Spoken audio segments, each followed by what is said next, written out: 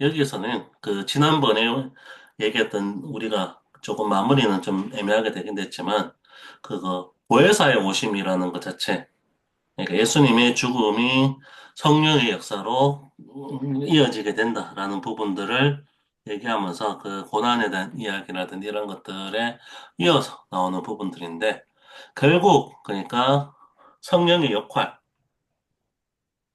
역할이라는 측면의 역할은 예수님의 말씀을 상황의 변화에 맞게 새롭게 깨닫게 해주는 것이다.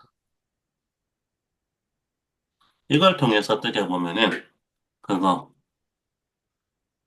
코란을 고정시킨 것과는 다른 방향의 접근이 그러니까 복음의 핵심임을 좀 이야기하고 있습니다.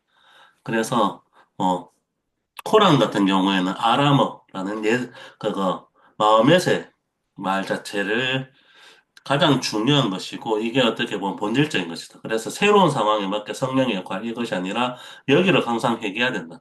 그래서 번역해서는 안 된다. 라는 부분들이 있는데 성령의 역사가 새로운 상황에 맞게 새로운 말씀에 응답하게 하는 부분들이 된다. 그 중요한 사례로 어떻게 보면 예수님이 살아계실 때는 다뤄지지 않았던 이방인의 문제.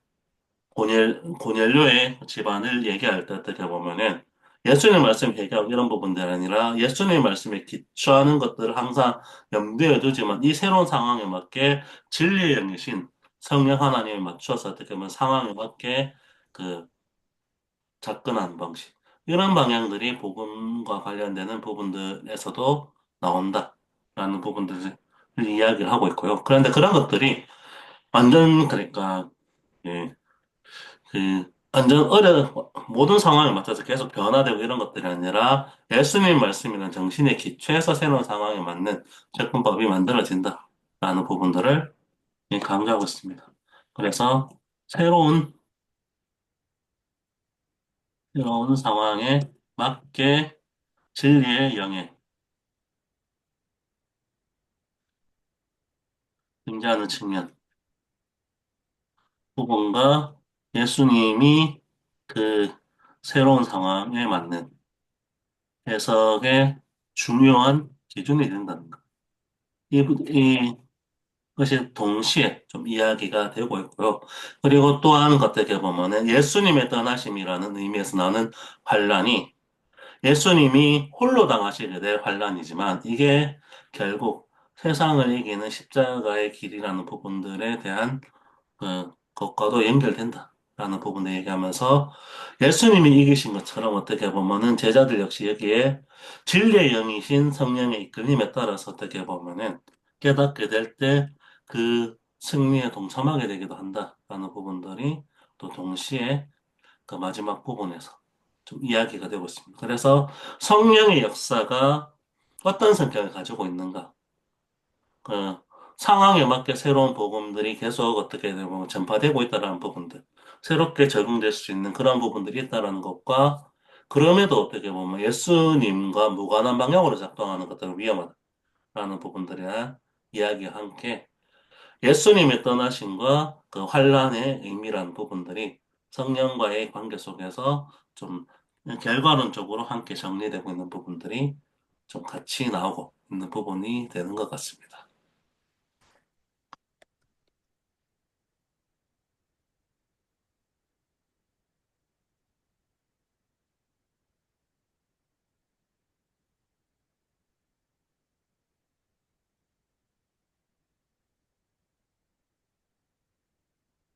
네, 혹시 뭐 더 추가적으로 이야기했으면 같이 나누면 좋을 것 같습니다.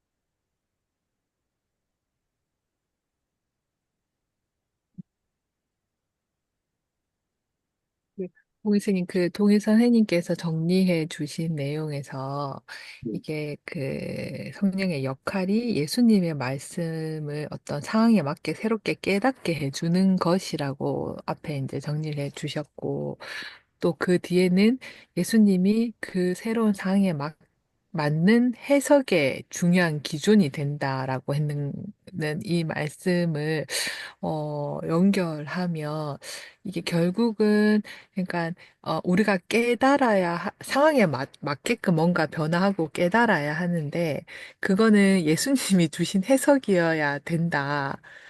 그게 기준이어야 된다라는 그런 말씀이신 거죠. 예, 그렇죠. 그러니까 예, 네네. 이게 이슬람교와 이런 것들의 큰 차이를 보이는 것들이 이런 거죠. 네네. 이슬람교는 그러니까 모든 인간적 해석은 2차적인 것이다. 예, 예, 그렇기 예. 때문에 코란만이 유일한 것이고 코란으로 음, 기록된 아람어만이 유일한 것이다. 라는 음, 부분들로 보는 부분들에서 약간 음, 본질주의적인 경향들이 있는데 음, 물론 그러니까 기독교가 어떻게 보면은 예수님의 복음이라는 부분들을 부정하면은 이상한 방향이 되죠. 그렇긴 하지만 성령 하나님의 역사 역시도 어떻게 보면 그런 2차적인 인간적 해석이 아니라 하나님이 직접 하시는 일이다. 라는 음, 부분들이 있어서 그래서 사도행전에서 나오는 그 베드로의 상황은 예수님이 직접 말씀하신 것이 아니기 때문에 이거는 판단 내릴 수 없다. 만약에 음, 이슬람교식으로 얘기하면은 꼬란으로 돌아가야 된다. 이렇게 됩니다. 그렇게 된다고 음, 했죠. 그런 상황에 음, 맞춰서 어떻게 보면 성령 하나님의 인도하심 그리고 또 중요한 것들이 그거잖아요. 예수님이 살아계실 당시에 또 제자들은 깨닫지 못했다라. 이걸 통해서 그러니까 예수님 자체라든지 이런 거 부분을 강조하는 것들, 예수님의 말씀들을 성령 하나님 맞춰서 어떻게 보면 나중에 깨닫게 되는 부분들도 있고, 새로운 상황에 맞게 계속 적용되는 측면이 있다라는 부분을 얘기하는데, 이게 나중에 어떻게 보면 요한일서, 그래서 또 얘기가 나오는 부분들이 그런 것 같은데, 여기에 맞춰서 어떻게 보면 영만을 강조해서 예수님과 무관한 복음들이 만들어지고 있는 부분들. 이런 음, 부분들의 경계 때문에 어떻게 보면 새로운 상황에 맞는 성령 하나님의 역사가 있지만 그 성령 하나님의 역사가 성령 하나님의 역사인지 아니면 엉뚱한 음, 해석인지를 판단하는 기준으로서의 어떻게 보면 예수님의 정신 이런 부분들이 있는 것 같아요. 이런 기준에 맞춰 본다라면은 복음 그 예수님 당시에는 노예제가 존재했었기 때문에 노예제를 부정하거나 그러진 않았는데 나중에 어떻게 19세기쯤에 그 윌버포스가 복음서에 대한 깨달음을 바탕으로 이게 성령 여하님의 역사겠죠. 영국에 더 이상 노예제가 유지되어서는 안 된다라는 것에 따라서 어떻게 보면 행동에 있는 부분이라든지 이런 것을 그냥 어떻게 보면은 예수님에 대한 해석 이런 것들이 아니라 성령 하나님 그 새로운 상황에 맞춰서 하시는 역할로 볼 수 있는 부분들이 되는 거죠. 음. 그러니까 코란에 말하지 않은 것들은 다 못하게 한다고 해야 되잖아요. 금지가 되는 건데 지금 성경에서는 그때 다루지 않았던 것들을 해석한다라는 게 맞는 거죠. 상황에 맞게. 이게 조금 네. 좀 우리가 이해할 필요가 있는 것이 그 꾸란 같은 경우에는 음, 원래 이렇게 이제 그 무함마드가 알라에게 이제 계시를 받고 그걸 이렇게 기억해가지고 기록한 거지 않습니까? 음, 그러니까 네. 이게 이제 추거적으로 받은 걸 자기들은 그대로 기록하고 있는 거거든요. 어, 그리고 이제 그걸 이제 아랍어로만 보존해야 돼요. 음, 아랍어로만. 왜냐하면 예를 들어서 그걸 이제 한글로 번역하게 되면 그거는 이제 꿀한 해설이라고 해야 되거든요. 그러니까. 그러니까 왜냐하면 직접 받은 걸 추가적으로 기록했기 때문에 음, 그에 대해서 변동이 있으면 안 된다는 거죠. 그래서 거기에는 누가 이제 율법학자가 있거든요. 네네. 법학자들이 있어가지고 샤리아 법이라고 해서 이걸 적용할 때는 학자들을 거쳐가지고 이걸 이렇게 이제 그 무함마드의 언행록하고 함께 해가지고 이렇게 해야 되는데 우리 성경을 이 뉴비긴이 보시기에는 이렇다는 거죠. 일단 성경은 예수님이 아람어로 말했거든요. 아람어로. 네, 근데 헬라어로 기록이 됐지 않습니까? 네. 그리고 네. 이제 추거적이지 않고 해석적이라는 거죠, 이게. 어, 이미 복음서 자체가 해석적이라는 거예요. 그러니까 복음서 자체가. 음, 음, 그래서 이제 음, 이게 어떻게 보면 좀 만약에 꾸란식으로 기록되어 있으면 예수님이 아람어로 말씀하셨기 때문에 아람어 축어록이 있어야 되는데 그게 없다는 거죠, 우리는. 어, 이거는 이제 바로 성령님께서 해석해 주신 그런 이제 말씀으로 지금 이미 요한복음 자체가 그렇게 기록되어 있고, 그다음에 아까 말씀하신 것처럼 어, 그 이방인 문제 고넬료 이야기 때도 성령이 그냥 말씀해 주신다는 거예요, 성령께서. 그럼 이렇게 되면 지금도 성령이 이상한 말씀을 하시면 어떻게 되나? 이게 우리가 제대로 된 건지 아닌지 어떻게 구분할 수 있냐? 이 문제가 생기게 되는데, 이 성령의 말씀은 예수님의 말씀과 다른 것이 또 아니라는 거죠. 그래서 이것은 어디까지나 예수님의 말씀이지 다른 말이 아니라는 이런 동일성. 그러니까 하나 이제 해석적인 측면하고, 그리고 이런 이제 그것이 이제 해석이기 때문에 창조가 아니라 하나의 해석이라고 하는 측면에서 이런 이제 그 예수님과의 동일성이 유지되는 어떤 이제 말씀으로 우리가 이걸 좀 생각할 수 있다는 점을 아까 동일쌤이 말씀하셨다고 생각이 됩니다. 음, 네. 음.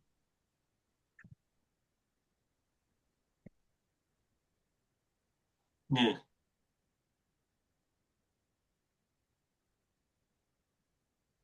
그러니까 그 아람 그가 오란과 그런 부분들이 있어요. 다른 부분들.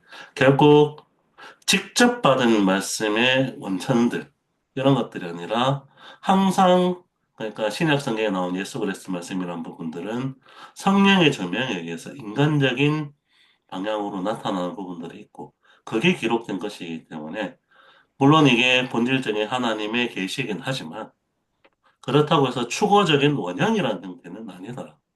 부분인 거겠죠. 그러니 그런데 그런 부분들이 그거 이게 정경화 과정에서도 좀 여러 가지 부분들이 있었죠. 여러 복음서가 존재했는데 왜 하필이면 네 개의 복음서만 선택되었는가? 라고 할 때 예수님의 동일성에 근거한 부분들이 어긋나는 것들은 성령의 하나님의 기록이라고 하자면 이건 좀 이상한 것 같아요. 그러니까 빠지게 되고 이렇게 되는 부분들이 있는 것이죠.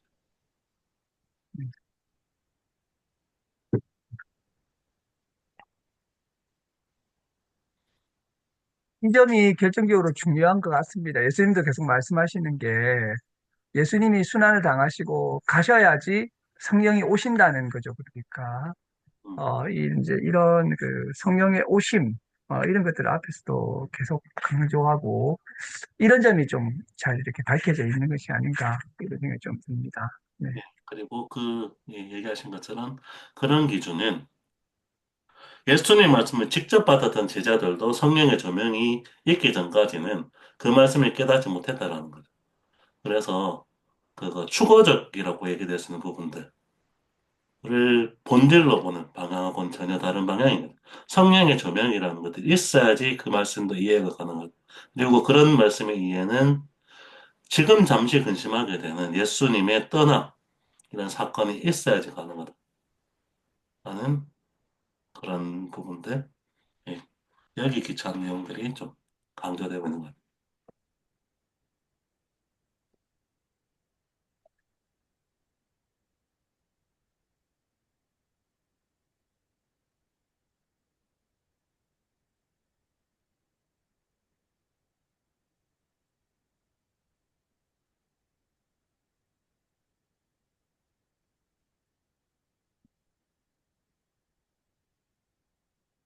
그, 이 부분, 뒷부분은 조금 있으면이라고 하는 부분을 좀 이렇게 잘 이렇게 해석해 주신 것 같아요.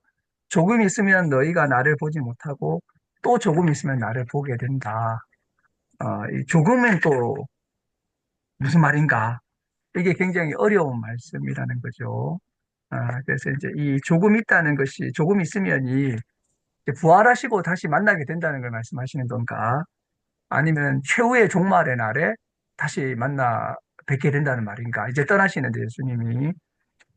근데 이제 이 뉴비긴의 이야기는 모두다, 모두. 어, 왜냐하면 부활이라고 하는 것은 종말의 일을 미리 맛보는 것이기 때문에 이 양자 모두를 지칭하고 있다. 이게 이제 그 예수님의 떠나심과 다시 오심을 이렇게 이제 이야기하는 것은 부활과 종말 양자 모두다. 뭐 이런 이제 말씀을 하시고 그리고 이제 여기에는 이런 이제 종말이 올 때 겪게 되는 해산의 고통에 대한 논의도 있는 것 같아요. 새로운 시대가 탄생하기 위해서는 해산의 고통이 있어야 된다는 거죠. 그래서 이제 사람이 태어날 때 막 이렇게 이제 위기 상황이지 않습니까? 산부인과도 가야 되고, 그때 막 걱정하고 막 어떻게 될까 두려워하고 막 이렇게 고민하지만, 태어나고 나면 사람이 태어난 기쁨 때문에 기뻐하듯이, 원래 이렇게 이제 그 종말론적인 어떤 전통 속에서는 하나님의 새 시대가 오기 전까지는 막 온 난리가 다 나는 거죠. 그러니까 그래서 이런 이제 고통과 이런 이제 그 환란 이런 것들에 대해서도 예수님이 또 상당히 종말론적인 어떤 이제 그 느낌이나 이제 말씀을 해주시는 것이 아닌가 이런 생각이 좀 듭니다. 네.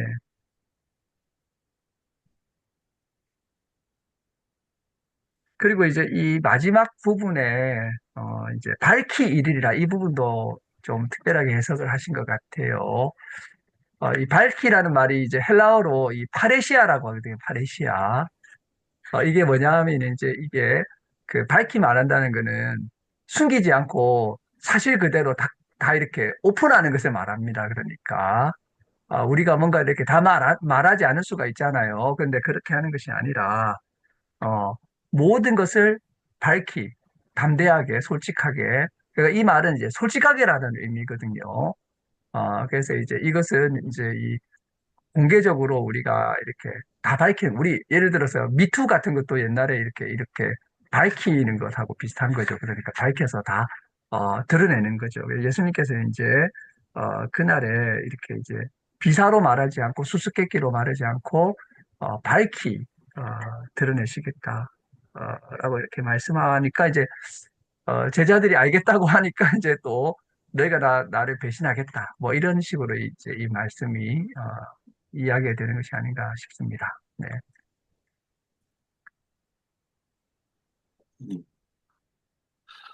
뭐, 오늘 혹시 뭐 추가적인 내용이 있나요? 입니다. 예, 그러면은, 여기서 오늘 내용은 마무리를 하고, 예, 지금 그 57분 그 11시쯤인데요. 10분 쉬었다가 네. 11시 10분에 뵙는 것으로 하겠습니다. 네. 알겠습니다. 예. 알겠습니다. 네.